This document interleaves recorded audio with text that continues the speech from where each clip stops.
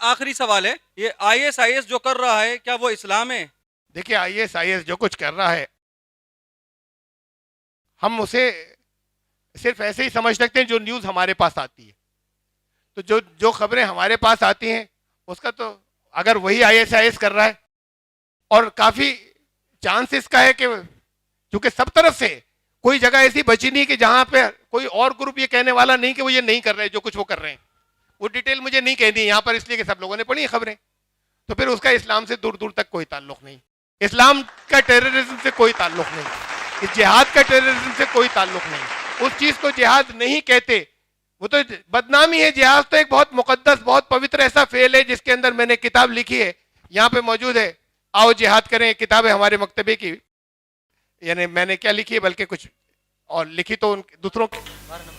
جی حال نمبر 12 میں, حال نمبر 12 میں اسٹال نمبر 216, آؤ جہاد کریں. ہم نے تو ہندوؤں سے اپیل کی آؤ مل کر جہاد کریں, غیر مسلموں سے. تو جہاد کسے کہتے ہیں سمجھایا اس میں کہ ہم مل کر اس کی سچائی کو اچھائی کو باقی رکھنے کے لیے لگاتار کوشش.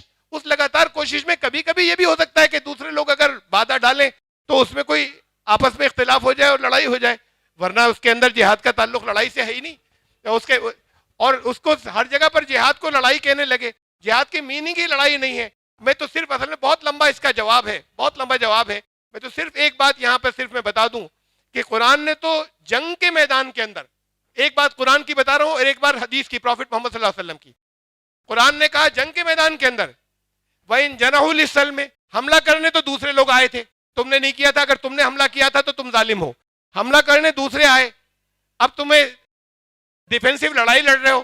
وَإِن جَنَحُوا لِلسَّلْمِ, اگر وہ پھر اس میں دشمن تمہارے پاس نیوتا بھیجے, تمہارے پاس آفر بھیجے پیس کا, سندھی کا, صلح کر لو, فَجْنَحْ لَهَا, کر لینا صلح, تم جھکنا صلح کی طرف. تو پھر اب یہ تو بڑی عجیب بات ہوئی. جنہوں نے حملہ کیا تھا وہی بیچ میں یہ کہنے لگے کہ اب اچھا لڑائی روک دو اور پیس کیپنگ اور صلح کر لیں, سندھی کر لیں. کب کریں گے ایسا؟ جب کریں گے جب دب رہے ہوں گے, ہار رہے ہوں گے. تو یہ بات چھوڑی نہیں ہے. پھر کہا قرآن نے وَإِن يُرِيدُوا أَن يَخْدَعُوكَ, اگر ان کا ارادہ دھوکہ دینے کا ہوگا تب بھی صلح سے نہیں ہٹو گے. اگر انہوں نے آفر دیا تو کر لو صلح. ان کا ارادہ دھوکہ دینے کا, ہار رہے ہیں پھر بھیجا ہے صلح کا پیغام. کہا کہ ان کا ارادہ دھوکہ دینے کا ہوگا وَإِن يُرِيدُوا أَن يَخْدَعُوكَ فَإِنَّ حَسْبَكَ اللَّهُ, صلح سے مت ہٹنا, پیچھے سندھی سے پیچھے مت ہٹنا, اللہ تمہارے لیے کافی ہو جائے گا. تو اسلام نے اس حد تک جانے کے بعد سندھی کی بات کی میدان جنگ کے اندر بھی. اور پھر ایک حدیث پروفٹ محمد کی سینگ سنا رہا ہوں میں آپ کو. انہوں نے کہا کہ جب جنگ ہو جائے, اگر جنگ کن پرستھتیوں میں ہوگی یہ ایک لمبا وشے ہے. گیتا نے بھی جنگ کی بات کی, شری کرشن نے بھی جنگ کی بات کی. انہوں نے کہا پانڈووں سے کہ اس وقت تم ہٹ گئے تو ادھرم ہو جائے گا, اس وقت جنگ کرنا تمہارا دھرم ہے. کن پرستھتیوں میں اسلام کہتا ہے جنگ کی, یہ پھر لمبی بات ہے. اگر آپ کو ڈیٹیلز میں بتاؤں تو دنیا میں ہر انسان کہے گا یہ تو بالکل جائز ہے کہ کن پرستھتیوں کے اندر شسر اٹھانا جو ہے ضروری ہے. اگر وہ پرستھتیاں آ جائیں تب اس وقت پھر یدھ ہونے لگا. یدھ ہونے لگا تو پھر انہوں نے کوڈ آف کنڈکٹ دیا, ایک ضابطۂ اخلاق دیا پروفٹ محمد. انہوں نے کہا یدھ کے میدان میں مزدوروں کو نہیں مارا جائے گا, یدھ کے میدان میں مہیلاؤں کے اوپر ہاتھ نہیں اٹھایا جائے گا, عورتوں کو نہیں مارا جائے گا. یدھ کے میدان میں, جنگ کے میدان میں بچوں کو نہیں مارا جائے گا. جنگ کے میدان میں یدھ چھیتر کے اندر کوئی پیڑ نہیں کاٹا جائے گا پھلدار. جنگ کے میدان میں, یدھ کے میدان میں کہیں آگ نہیں لگائی جائے گی. یدھ کے میدان میں کسی کی کوئی عبادت گاہ, کوئی پوجا استھل جو ہے اسے نہیں توڑا جائے گا, اسے نہیں گرایا جائے گا.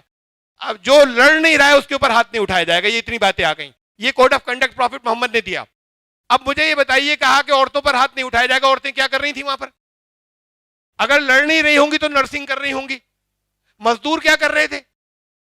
ہتھیار لے کر گئے ہوں گے دشمن کے لیے. مزدور پر کو نہیں مارا جائے گا, ہتھیار لے کر گیا تھا, اپنی مزدوری کر رہا تھا, وہ لڑنے نہیں آیا تھا.